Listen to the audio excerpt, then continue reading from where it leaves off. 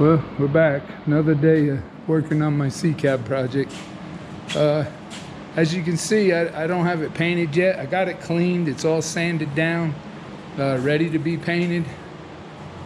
I was going to try to paint it last week, but here in North Carolina, the temperature's been really hot the last maybe week and a half. I mean, been up in the mid 90s all week. A little too hot to be painting. And I was hoping that I would get the rear end back from Buzzy Racing down in Mooresville. They're going to try to straighten the rear housing for me, and I'd like to get it back, and then we can get the whole thing painted at one time. So that's where I stand with this right now. But for today, what I'm going to do is I got the block back from the machine shop, and they put new cam bushings in it, put all new freeze out plugs, hot tanked it. So what I want to do is get it picked up, and we'll get it back on the engine stand, and I want to get started maybe putting it back together. We'll see if we can get the crank back in it, and we'll see how it goes from there.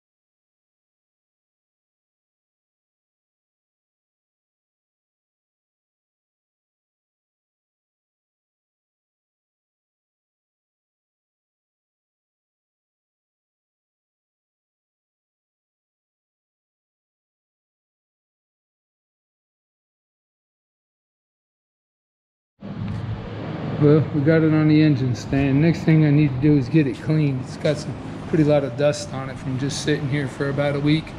I probably should have had it covered, and I didn't. So let me see if I can get some rags and get it cleaned up first. I also want to get some air, and we'll blow out all the passageways for the oil. Well, I wanted to show you a little bit about the cylinders on this engine. The fella that I got the engine from said the fella he got it from said it was rebuilt. And it looked like it had been just recently painted and could have been rebuilt, but I don't know when, 10 years, 20, 30, 40, 50 years ago. It's a 1955 235-6, right? When I got the engine, this freeze out plug that you see back here, I don't know if you can see it there, but had a hole rusted through it, and it was leaking water. So that was the main reason why I took the motor apart, because I wasn't sure how long ago it had been rebuilt. But I just wanted to show you. Look at the bores on this. You could still see the swirl marks from where it was honed out. Now, it's been, the pistons say 40 over, so I'm certain it's been bored out and honed. But look at this. There couldn't be 100 miles on this thing since it was rebuilt. So after seeing that, and I still don't understand why the freeze out plug rusted out in the back, or why it wasn't replaced, That's why I went ahead and, I was going to rebuild it and just check it. So anyway, seeing what good shape it's in and everything's got so little wear on it, I just decided to go ahead and just put it back together and leave it the way it was. So anyway, let me get back to cleaning. I just thought I'd show you the cylinders. Well, next thing I'm gonna do, I got the block cleaned. You can see here, nice and clean. I'm gonna put the bottom half of the bearings in, get some oil on them, and then I got the crank hanging here. I got it cleaned up already. You can see how nice that looks. And I already cleaned up the caps and the bolts, so I'm gonna go ahead and put these bearings. They got a little dimple here where they go in the hole, and then they're offset distance. I don't know if you can see it. It's the distance from here to here and from here to here, right? So there's only really one way the bearing can go in.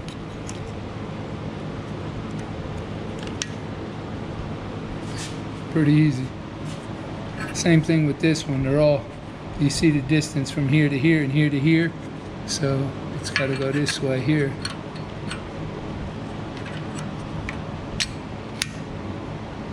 Clicked in. This one here, it's got to go this way.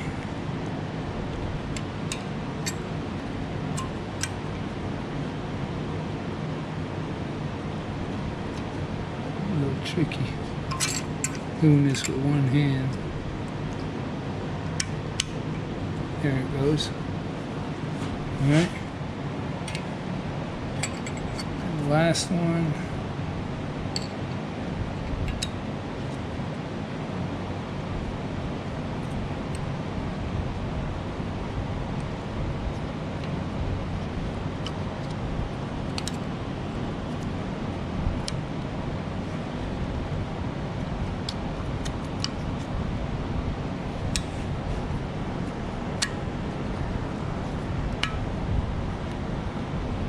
There.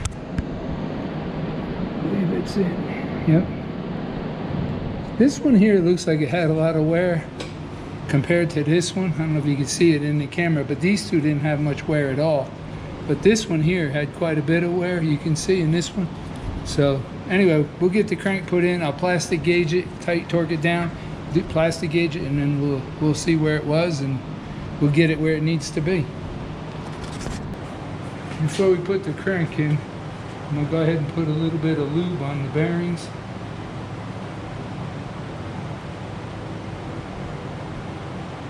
So when we put the crank in there, it's got some lube on it.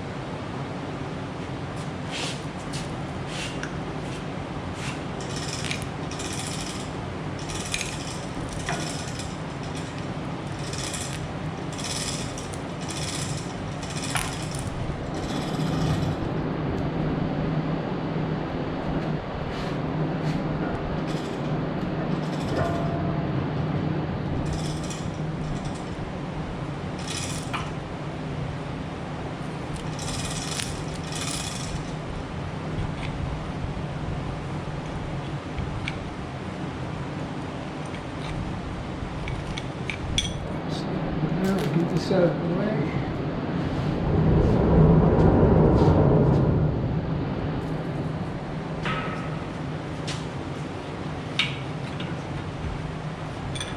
Scratch anything?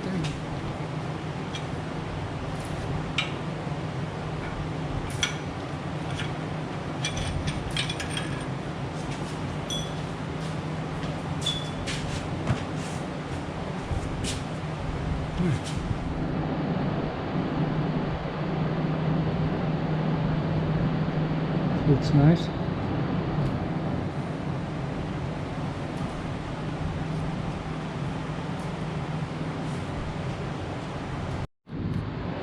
Alright, the next thing I want to do is we're going to clean the oil off of here and then put some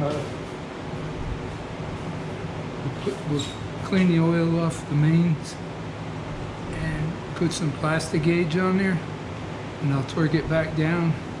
I'm going to put it together now without the brass shims. Like I said, when I took the engine apart, they had brass shims under a couple of the, almost all of the caps had brass shims underneath them. But I want to see what it is, how tight it is without the shims in it. And then we'll write it down and then go from there.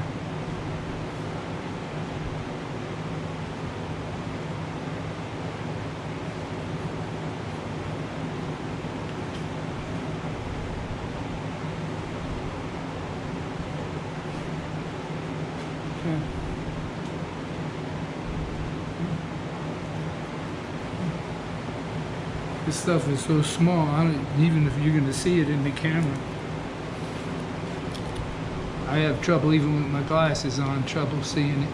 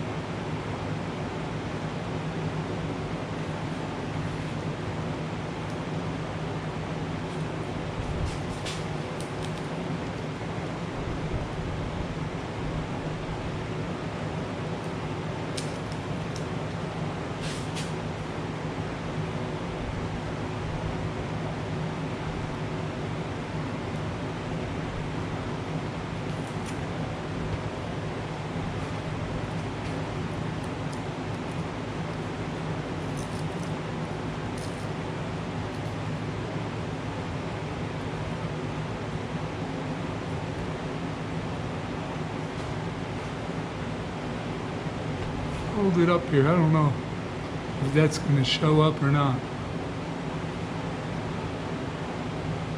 Stuff is tiny.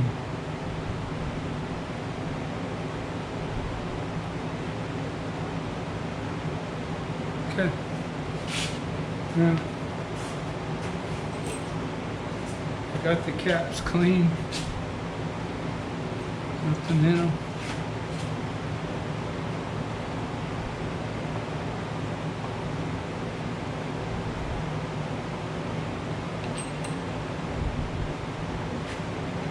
Put it on the right way.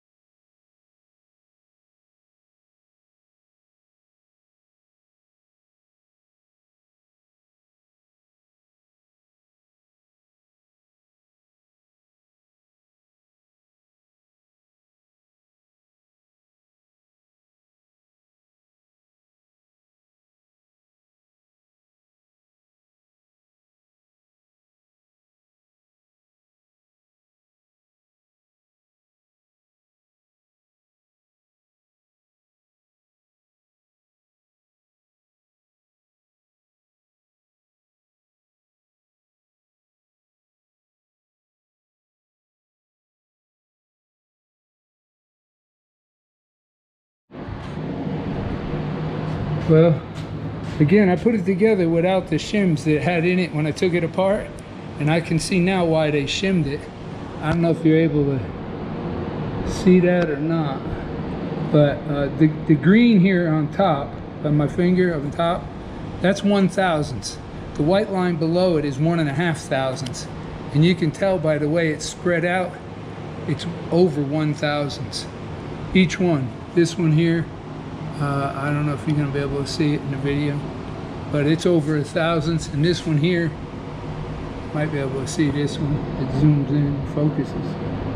But anyway, you can see right there the green compared to the thing, the plastic gauge. It's way less than 1,000th of an inch. And this one here,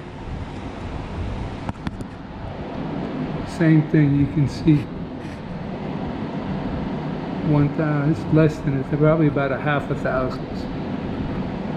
So anyway, I'm not sure what I'm going to do. I'm going to talk to the machine shop about whether I should cut the crank, or he thinks just to go ahead and shim them all, because all of the plastic gauges are about the same on each one. So if he cut the 4 journals, maybe 1.5 I probably could put it together without the shims. But I'm not sure. Let me look into it. It's getting late. It's getting hot. I'm standing here even in front of the fan just sweating. So let me think about it, and we'll start again tomorrow.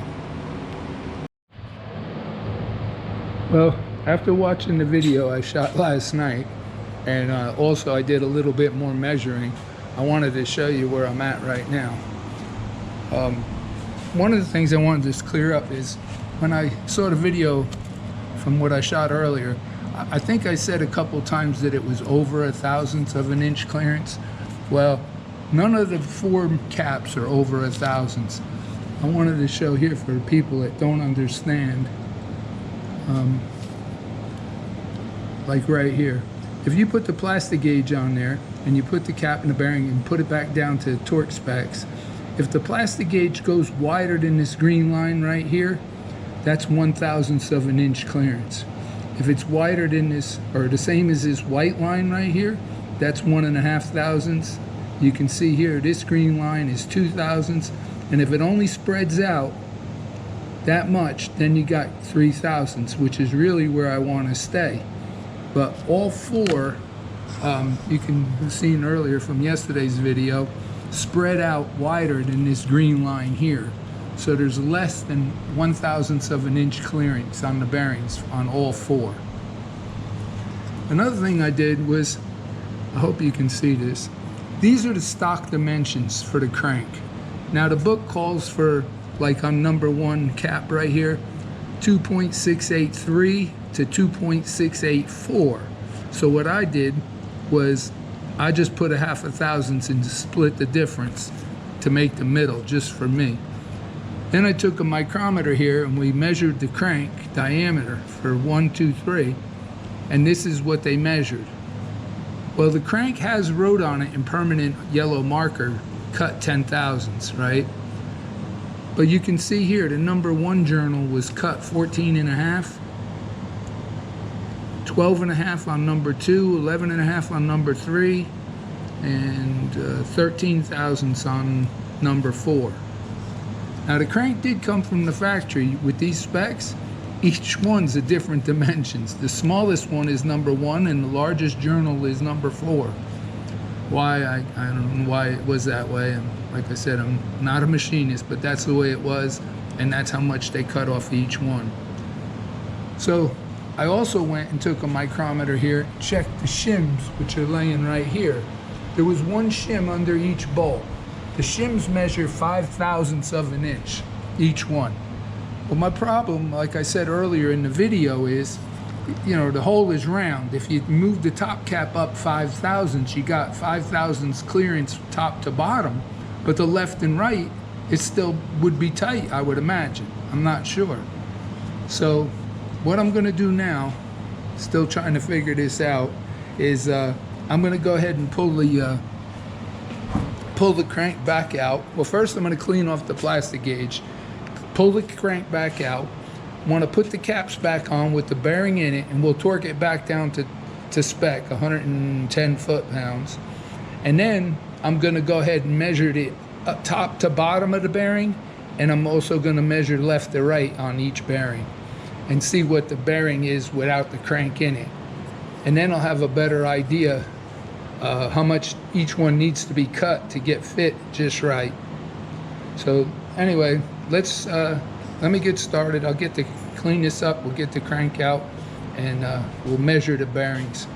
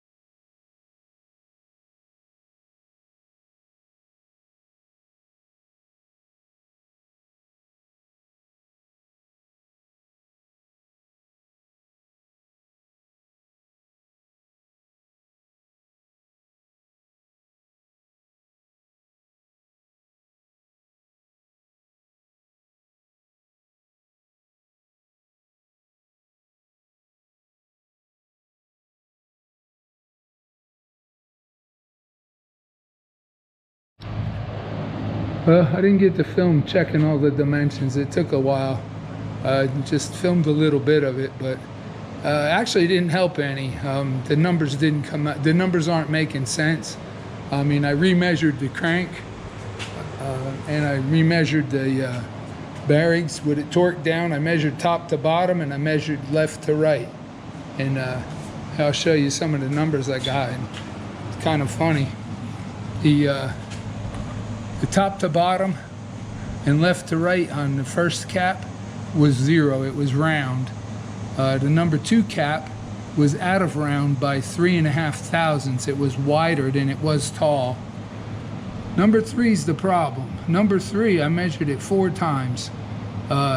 It's out of round by 10 thousandths. It's 10 thousandths wider than it is tall. And the 4th cap was only out of round by 1 thousandths. Again, wider than it is tall. But if you take the top to bottom numbers just to use as a reference and measure them against the crank diameter numbers, now that I got the crank out and used the micrometer on it, the first cap had 1 thousandths of an inch clearance. The second cap had 2 thousandths of an inch clearance. The third cap had 4 thousandths of an inch clearance if you go by the top to bottom number. If you go by the left to right number, it was 14 thousandths. The number 4 cap had ended up with 12 thousandths I'm sorry, 12 thousandths plus. In other words, the crank was 12 thousandths of an inch bigger than the bearings. So it wouldn't have had no clearance at all. It would have been binding. And then this one here too was a plus. So this one would have been binding 4 thousandths of an inch. So I'm not sure, even with the 5 thousandths of an inch shim that was under the bolts originally, these two wouldn't have worked. So I'm not sure. Like I said, it's the weekend. I'm gonna wait till Monday and then take a ride over to the machine shop and then go talk to him and show him the numbers and see what he suggests we do, how we go about getting it right. Well, I hope you enjoyed the video.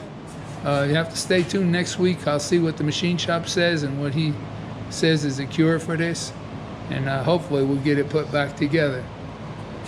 Don't forget, like, subscribe, questions, comments, suggestions, always welcome, and hopefully I'll see you in the next video.